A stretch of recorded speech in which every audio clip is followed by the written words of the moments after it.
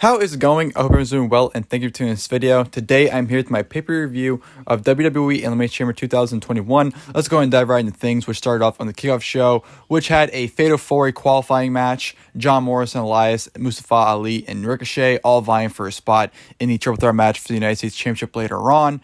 Of course, Keith Lee was supposed to partake in that match with Riddle and Bobby Lashley, but WWE announced that he had an injury, so they took him out of the match. Instead of making it a singles match between Riddle and Bobby Lashley, they made a Fatal 4-Way qualifying match instead. So I definitely did appreciate that. Definitely took advantage of, having a useful match on the kickoff show. So no complaints from me. The match was a fun sprint. It was fairly short, I thought, but I thought, the time they were getting, it was fairly fast. Everyone was able to get their own stuff in. Ricochet pretty much was punching bag for everyone. He was taking, bumps like crazy and was essentially taking everyone's finish. So poor Ricochet was just, taking everything from everyone. Retribution definitely got involved. They definitely saved Mustafa Ali a handful of times, but at the same time, they actually ended up costing Mustafa Ali because in the midst of all the chaos that happened in the match, John Morrison ended up rolling up Mustafa Ali when he was caught up in the ropes for the 1-2-3 to win the match and advance to the United States title match later on the show. So, like I said, I thought the Fatal 4-Way on the kickoff show was a fun sprint. And then we move on to the main show, which opened up with the Elimination Chamber match, with the winner receiving a Universal Championship match on the spot. Jey Uso, Kevin Owens, King Corbin, Sami Zayn, Bryan, and Cesaro.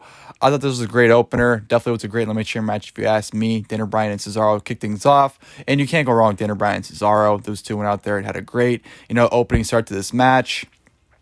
King Corbin was the third person to enter the match, followed by Sami Zayn, Kevin Owens, and Jey Uso.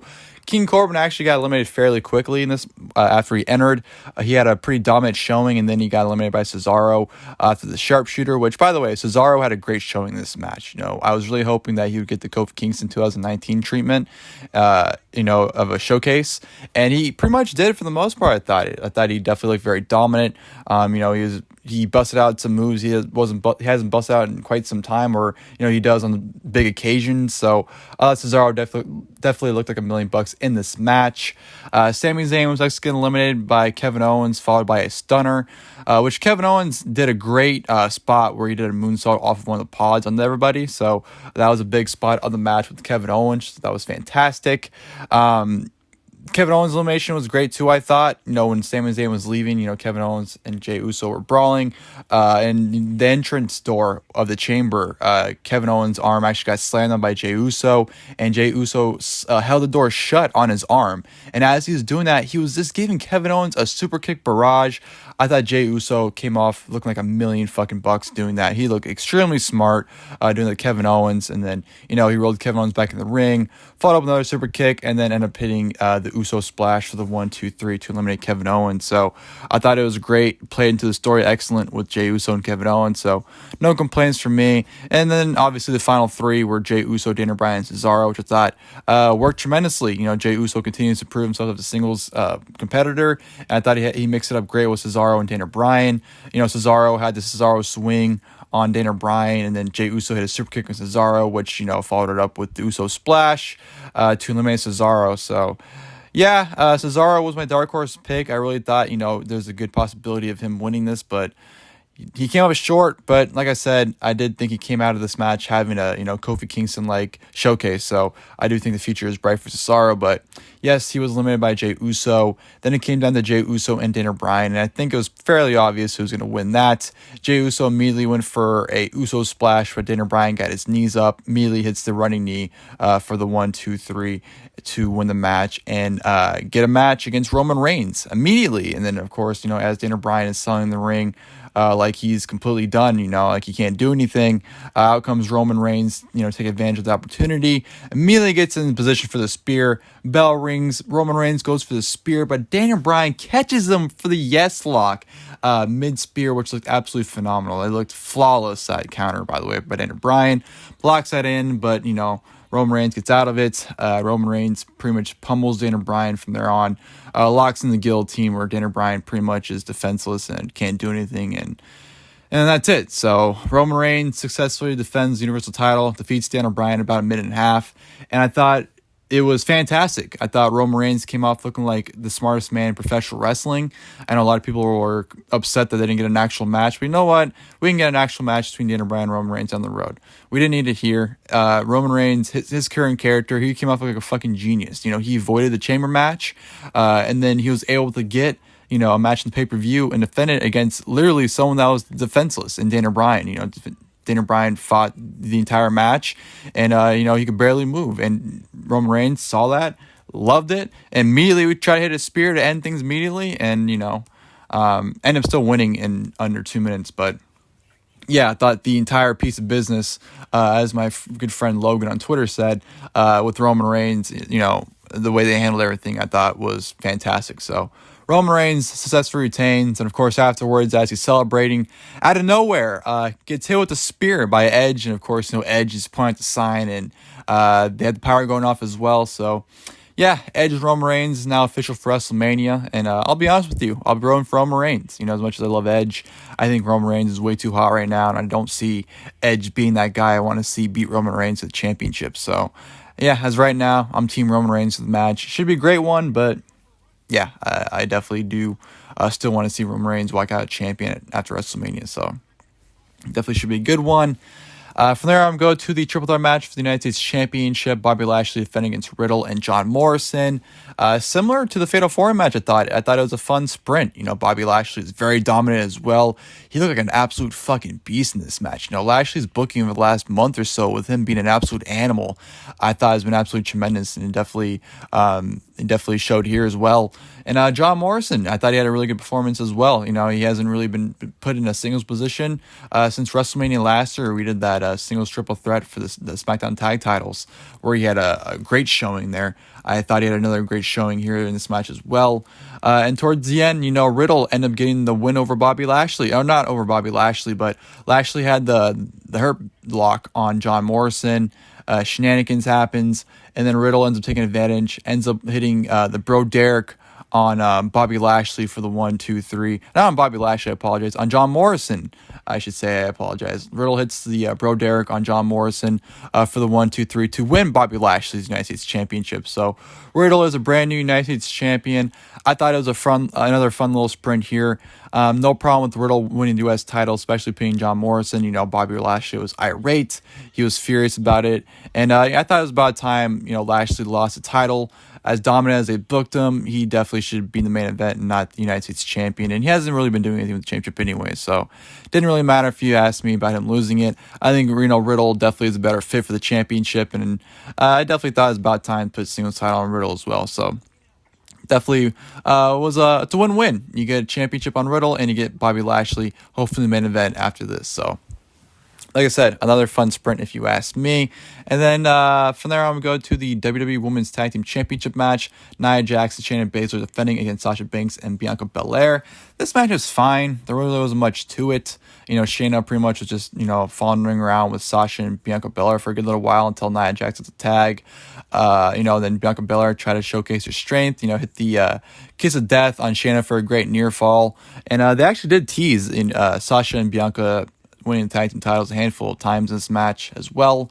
Nia Jax and Sasha came down to Sasha looked like she was going to secure the win over Nia until Reginald came out with champagne, pretty much distracting Sasha Banks to the point where Nia was able to hit the Samoan drop. 1, 2, 3 successfully retains the women's tag team titles with Shayna Baszler. So yeah, like I said, not much of the match. It was just fine. And then, afterwards, there was no turn. Bianca didn't turn Sasha or anything like that. So, which is good. I definitely don't think they need Bianca to turn on Sasha to set up a title match. They definitely could do face versus face at WrestleMania. There's no reason to turn one or the other. So, I was completely fine with the end result. I mean, I wasn't fine with Reginald being the reason why they lost, but I was fine with, Bianca and Sasha not turning each other for this match. So, yeah, it was what it was.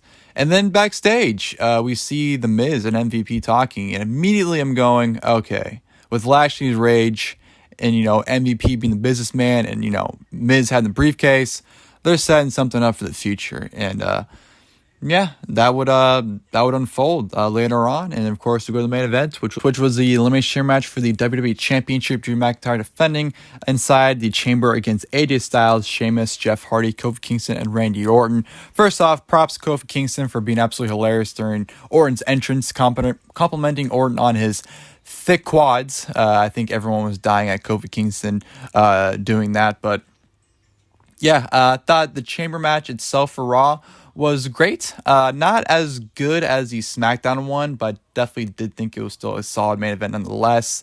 The order of entries, Randy Orton and Jeff Hardy started the match for some reason. Not sure why they had those two start things off, but it is what it is. Drew McIntyre is the third man in, followed by Kofi Kingston, AJ Styles, and of course Sheamus was the final competitor in the match. Randy Orton was actually the first person eliminated, and it was fairly quickly. It was within the first 10 minutes for sure of the match. Kofi Kingston rolled Orton up, and yeah, just like that, Orton was out. Very, very surprising. Definitely thought maybe the Fiend would show back up and cost Orton, or Alexa Bliss would play some mind games. Definitely did not see Randy Orton being eliminated that quickly and cleanly like that. So that definitely was a huge shock in the match.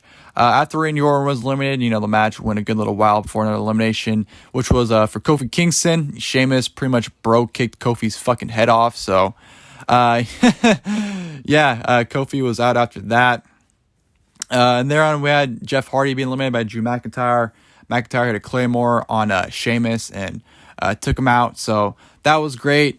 AJ, the way he entered the match was hysterical, by the way. We're almost ripped off the chamber pod, and then AJ ran into the ring and ran in after Randy Orton got eliminated.